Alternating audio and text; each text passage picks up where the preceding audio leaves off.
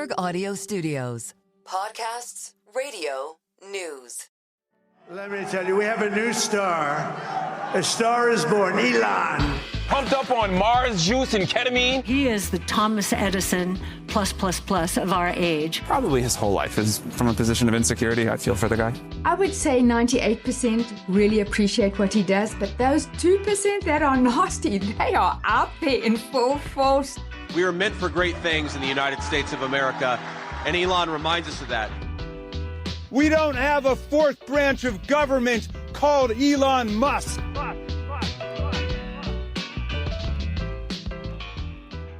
Hey, Max. David Papadopoulos. What's going on? We're back here. Elon Inc. again. Another emergency episode.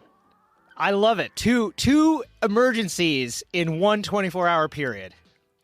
It's wild, but we just figured here at Elon Inc.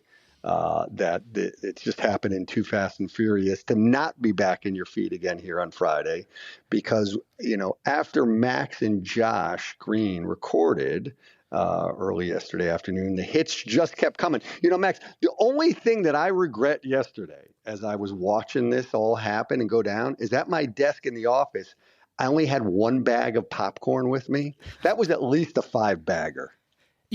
This has been disastrous for Elon Musk's businesses and Elon Inc., the conglomerate that is the Elon Musk companies.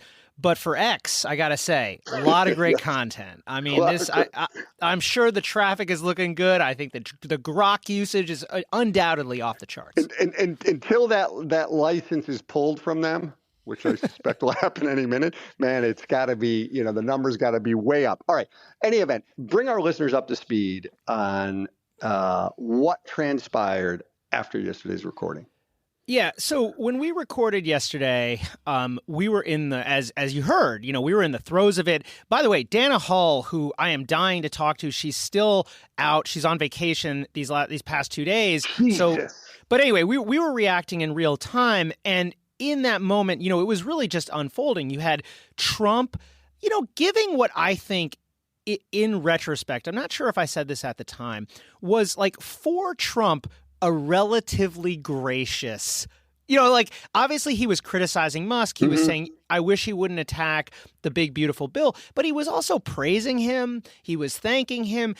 I got the sense that Trump was actually attempting to kind of navigate what was sort of a dicey situation where his... I think someone had given him a script that he was trying to stick to, and he initially was. And then the more questions he got and the more they baited him, he just threw the script out. So he said a couple of things that I think clearly got under Musk's skin. He suggested that Musk had been upset about the EV tax credits, which is true. Musk had been tweeting about the EV tax credits, although that made Musk mad. And that's when the kind of back and forth started. He also brought up Jared Isaacman. I told you, Jared Isaacman, the appointment to lead NASA.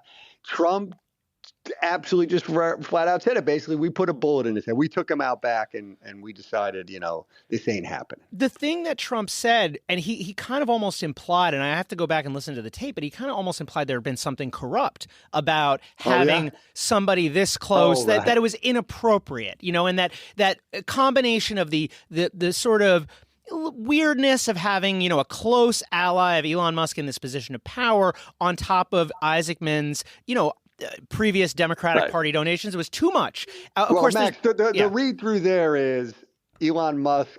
Donald Trump, am saying Elon Musk's guy is out. That was my read-through. But then after that, it escalated in this back and forth, Musk on X, Trump on Truth. And, Well, and the thing that happened, so after Elon Musk went on X and said, Trump would never have been elected without me, such ingratitude, which, of course, that's going to get under Donald Trump. And you started to see this dynamic that I think a lot of people had expected to play out much sooner play out.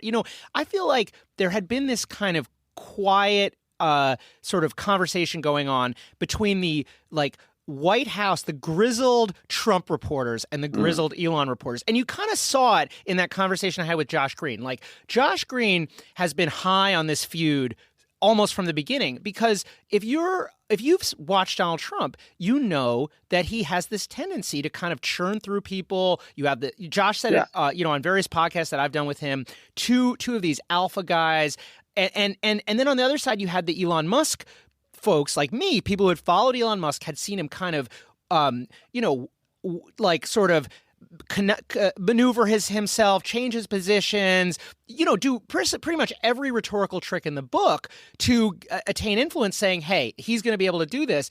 And that second take seemed to hold sway for a while. But, yesterday it all came crumbling down. David, I wrote like a week ago, don't bet on the Elon Musk-Donald Trump breakup. And I got to tell you...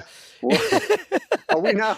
Are we gonna retract that? No, I suppose we don't. It sounded smart on Friday when they had that White House press briefing, and then of course now not so smart. But anyway, Trump, after we stopped taping, Trump went on Truth Social and said that the best way to reduce the deficit was to cancel all of Elon Musk's government subsidies.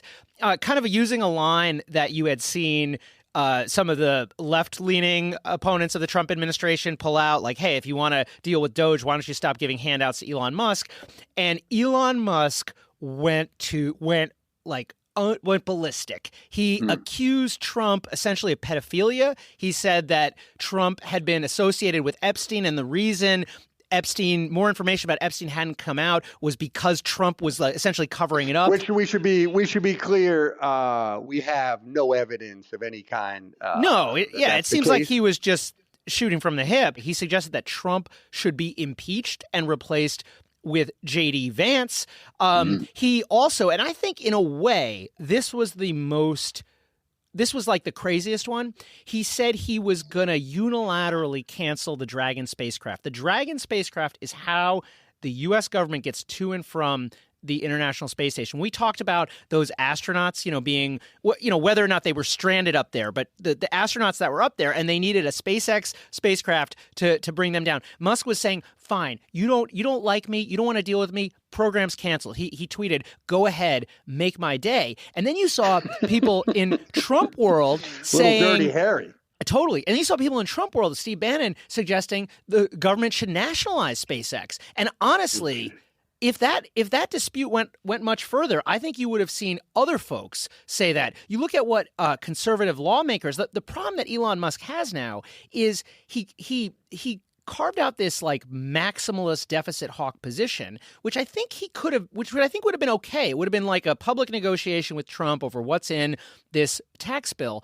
But he also talked like a crazy person. So it's very hard to take his criticism seriously when he's also, hurling these unfounded allegations about Jeffrey Epstein. The whole thing, he came off it yesterday as a touch unhinged. I would say a touch. Max, to your point on the financial damage that Trump can inflict on Musk and honestly, the totality of his empire, one only needs to think about what the Trump administration right now is doing to an institution like, say, Harvard, and to appreciate, the kind of, unconventional tactics they're willing to use. And by the way, a brief parenthetical aside, I wonder if Musk is going to start getting more of those. Musk and his team are going to start getting more of those drug tests over there at SpaceX. But I will just say this, though, Max. Here at the time we're recording, just shy of noon on Friday, I notice on my Bloomberg terminal that Tesla stock is bouncing back a bit. Things have quieted a little bit this morning, maybe. Maybe they're going to be kissing and making up soon. Look, maybe my take from last week will actually turn out to be right. You were right all along, Max. I do think, and I'm like hesitant to make this prediction just because I did not see this one coming. I really was surprised. I've covered Elon Musk for a long time. Little of what he does surprises me, but this did because it just seemed so self-destructive. It's like it does not help his company to pick this kind of fight with Donald Trump. And I think there are investors who are still hoping for some kind of reconciliation. Actually, last night, amid the flurry of tweets, some random Twitter user, sent a message to Musk saying, it might be a good idea to take a couple of days and cool off. And Musk said, who was that random guy? Was that Bill Ackman, the random? Oh, well, no. Bill Ackman was another one. You had Kanye West, you had Bill Ackman, and this guy with just a couple hundred Twitter followers. Musk responded. I think he responded to Ackman as well, kind of saying, sounds like a good idea. So there was actually some sign on Thursday night, yesterday, as we're recording this, that he might try to walk this back. There had been a signal from the White House that they would be open to having a call with Elon Musk, but then Trump told CNN no call. He also said he's planning on selling the Tesla that he bought at that White House event.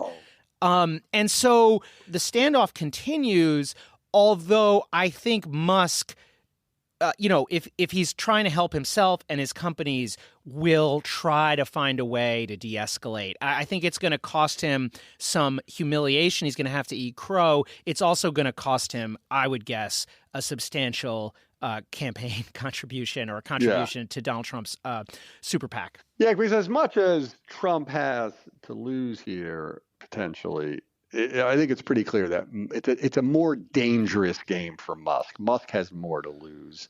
And I think we saw that pretty quickly in the first several hours. I mean, he still is by far the world's richest person, but, he personally saw his wealth collapse $34 billion in 4 hours. Okay. And in a scenario in which this thing just kept ratcheting up and up and up, that number was just going to keep cratering. It is off the front burner, at least for the moment.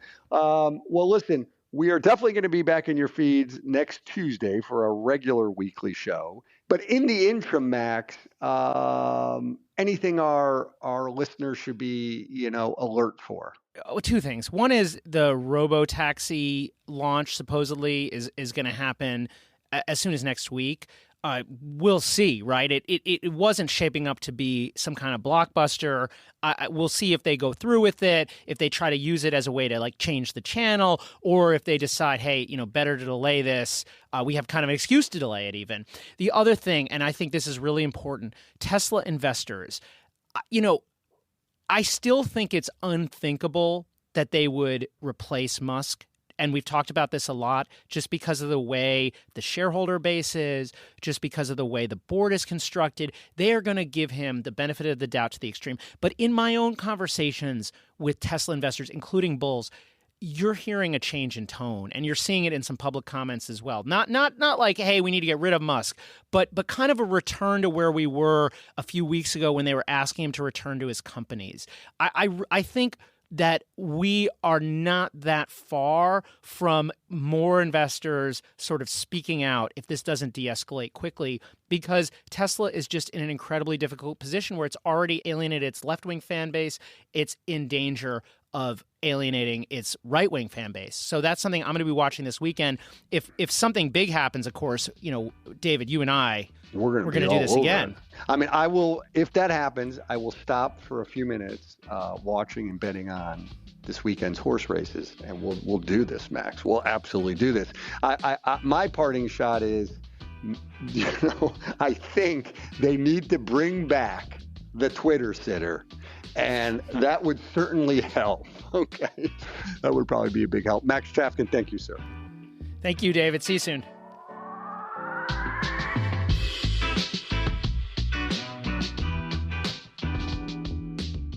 This episode was produced by Magnus Henriksen. Anna Masarakis is our editor. The Elon Inc. theme is written and performed by Taka Yasuzawa and Alex Sugiura. Brendan Francis Noonan is our executive producer, and Sage Bauman is the head of Bloomberg Podcasts. A big thanks to our supporters, Joel Weber and Brad Stone. I'm David Papadopoulos. If you have a minute, rate and review our show. It'll help other listeners find us. See you next week, if not before then.